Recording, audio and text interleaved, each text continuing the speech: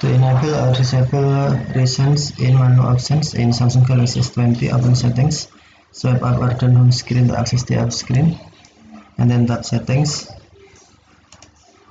You can also open settings screen from notification panel, swipe down notification panel, and then tap settings icon.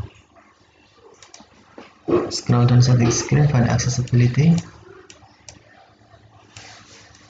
and then tap accessibility.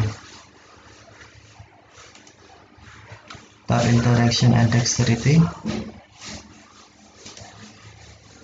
and then select universal switch. Tap settings,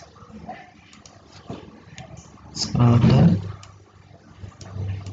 and then tap manage menu options.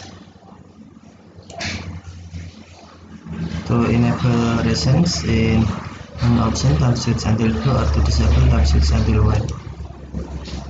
Let's preview recent, and if enable and if disable, recent hide from menu options. Okay, thank you for watching. Have a nice day.